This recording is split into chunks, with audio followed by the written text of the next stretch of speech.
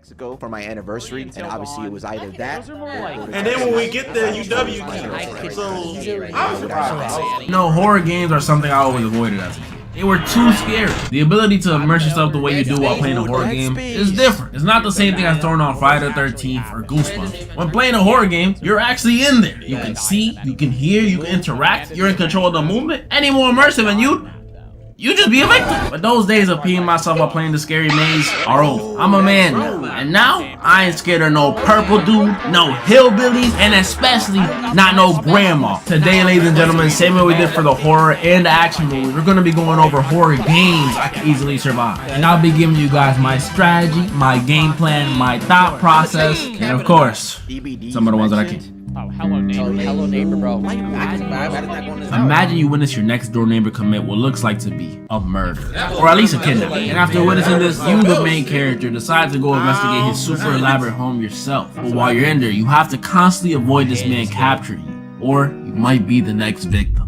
Well, that's the plot of Hello Neighbor, a potentially murderous, kidnapping, middle-aged man. I didn't learn about this game through conventional means since I was a bit too old for it at the time, but I did see my little cousin who was obsessed with it play it. And while it is an extremely scary concept on paper, you a kid investigating the super complex home of a potential criminal who may or may not murk you when he catches you, that's scary stuff. But don't let it fool you. This game is light. I actually have one very easy solution for this. One that can be done at the very beginning of the game. How about you just mind your business? I know, crazy to think that you could just do that. But it's true. All this started because us, the main character, felt this intrinsic urge to become Sherlock Holmes after witnessing something a little sus. I just turned around and looked the other way, my boy. Look, I didn't grow up in the best neighborhood when I was younger. And even back then, I knew if I seen something like an old man getting jumped, all I could do was shut my mouth, keep it stepping, and pray for Gramps. It sounds messed up, but I'm sorry, it's the truth. But if y'all do want to go the good civilian route, all the kid really had to do was call the authorities. You don't even need no evidence or nothing. Just tell the cops your neighbor's a minority and you heard a white woman screaming in the house. They're gonna be there in 2 minutes, bust that door right open, and shoot first and ask questions later. Problem solved. The puzzles are harder than you think.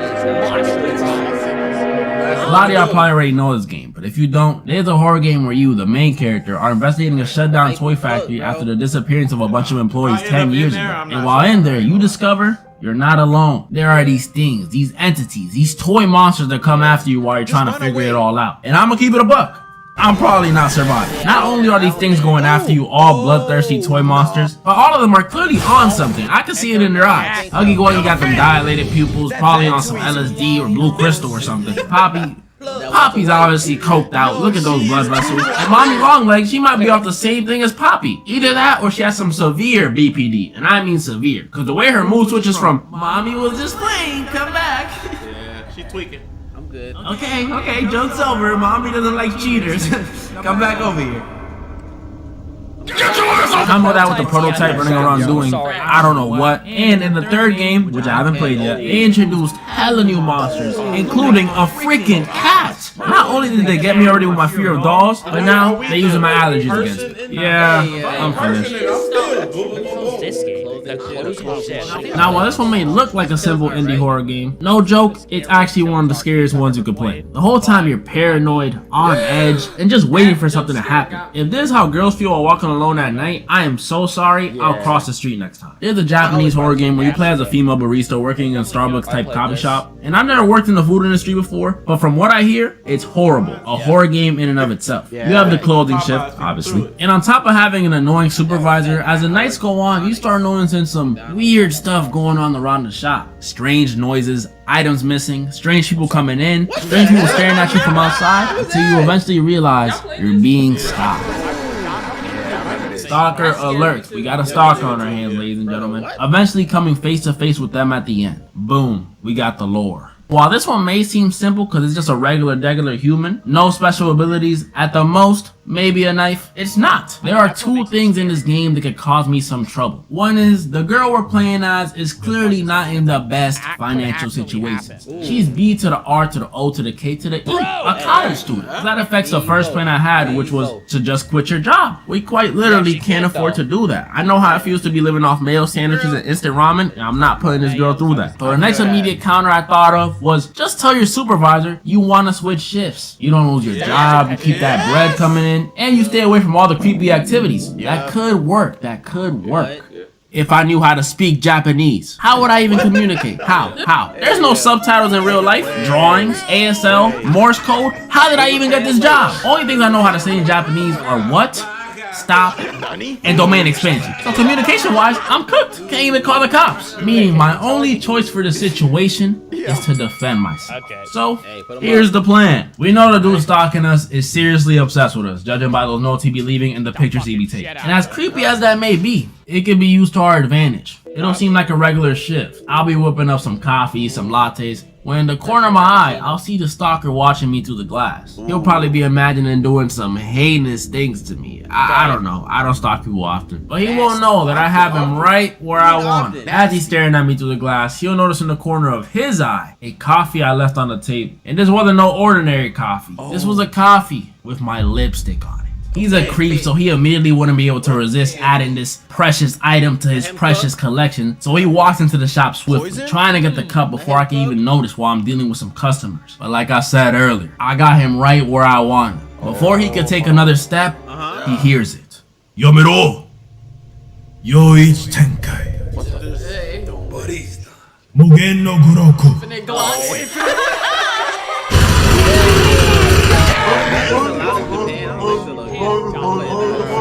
No introduction needed. We all know the name. Some of y'all may know. I faced these guys before when I did the horror movie version of this video. And let's just say, I bodied them. But that was the movie, which is way easier than the game. When it comes to the game, before you can even think of coming up with a plan, you gotta ask yourself, which game am I talking about? FNaF 1, 2, 3, Help Wanted, or Help Wanted 2? Or maybe Sister Location, or FNaF 4, or FNaF 4 Halloween Edition, or Security Breach. All these games have different locations with different enemies you gotta deal with. Some have 4 animatronics, some have 1, some have 50. It's ridiculous. But if we're to go down the list, FNaF 1, I think I can handle it. I may not have worked in the food industry, but I have worked security. And when you have experience like I do, the answer for this one is simple. There is no way I am working a minute on that payroll they got you on. $120? Really? I thought this was a pizzeria. I didn't know I was working at Sheen. $120 nowadays can maybe get you a pie of Domino's and a scoop of ice cream. I'm good off that. So the way I'm beating FNaF 1, I'm just not going to work. Maybe I'll go the first night, secure a cool 20 bucks for the 8-hour shift, but after that, I'm good. FNaF 2, they pay even lower. But it's so easy, it's practically free money to me, so I'm doing it. And this one we deal with almost triple the amount of animatronics as the first one. Instead of the classic setup, we got 2 vents and 1 big vent right in front of us, which may look intimidating at first because it's so open and accessible. It's not. Because the second you throw that mask on, these animatronics don't be on nothing. They got this whole facial recognition mumbo jumbo that doesn't let them see that I'm a security guard, which honestly makes no sense. I know damn well they can still see my ass in my security uniform gripping onto my chair for dear life. But hey,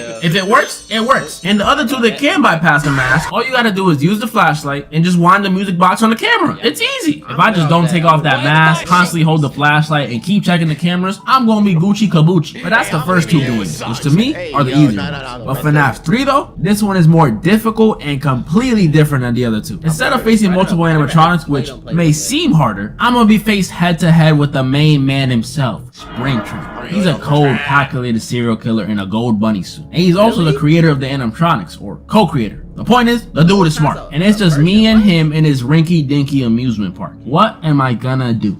And a lot of y'all FNaF fans may not like this answer, but I'm whooping him too. Look, I'm a fan too, but this dude's kill-death ratio is almost entirely made up of kids. And like I said in the intro, I am a grown man now, standing at a tall 5'9". I'm cooking him. Springtrap is going to catch the work. He's gonna wish those spring blocks got him before. Oh, but he has a metal suit, so if you punch him, it's gonna hurt. Yeah, if you trap, he's gonna kill you in a second. There's no way. Who said anything about punching? I got the chair I'm sitting on, the fan right in front of me. There's quite literally a guitar right there. If Springtrap walks in, I will not hesitate to smack him upside the head with it. He's just Michael Myers if he was a fairy. And y'all know what I did to him? Realistically, only FNaF games I'm struggling with are Five Nights at Freddy's 4, Ultimate Custom Night, and Sister Location. Five Nights at Freddy's 4 because you play as a paranoid kid, and look at these things. Ultimate Custom Night because